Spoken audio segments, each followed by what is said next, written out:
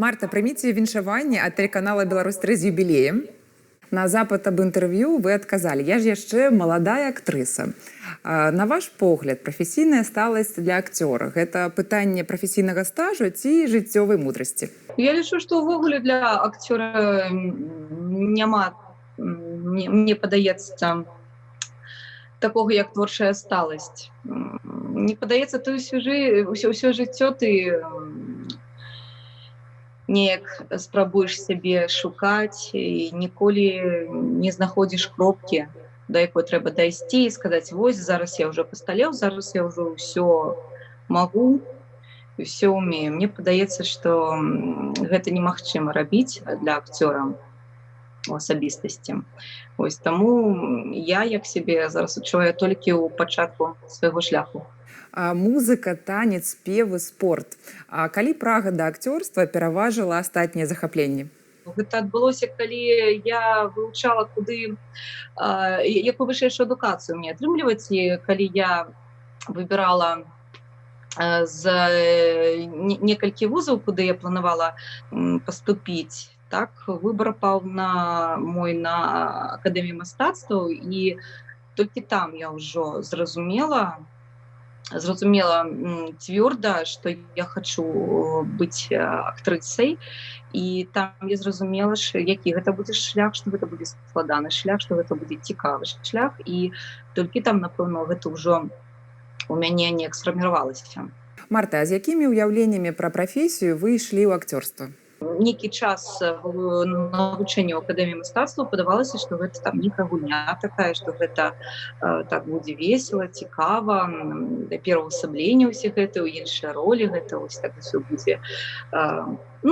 Так у мяне адбылося, што першыя 2 курсы вывучэння ў акадэміі я ставілася да акцёрскай прафесіі як забавы, на жаль. І толькі ўжо потым, на 3-4 курсе, я зразумела, што гэта такое. А калі ўжо трапіла ў Купалаўскі тэатр, усё, гэта была зусім іншая гісторыя. Мне падаецца, што прыгажосць часта забяспечвае актрысе пэўнае амплуа.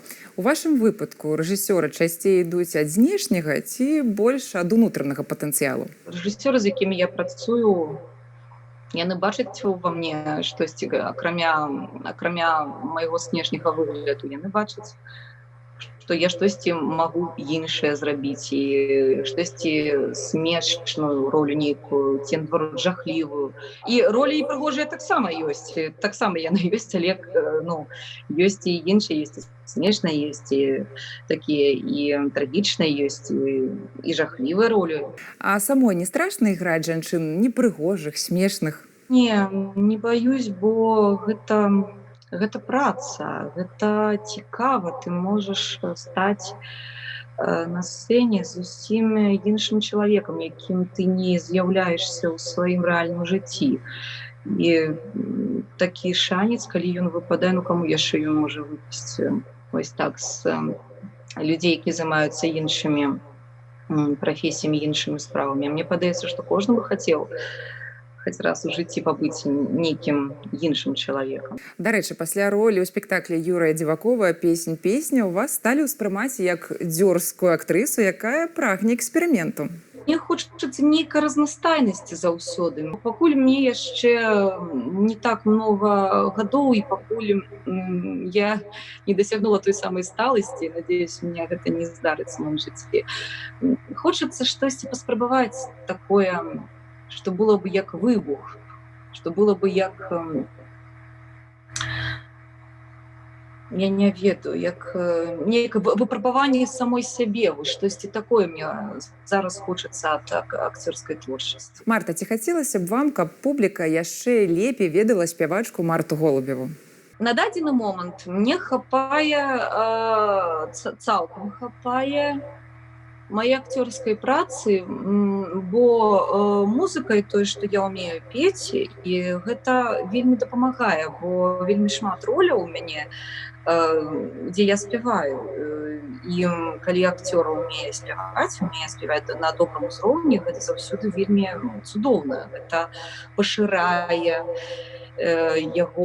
спектр яго роляў. Але я не буду зараз казаць, што вось я крыж стаўлю на маю будучую музычнай кар'еры, калі можна так сказаць.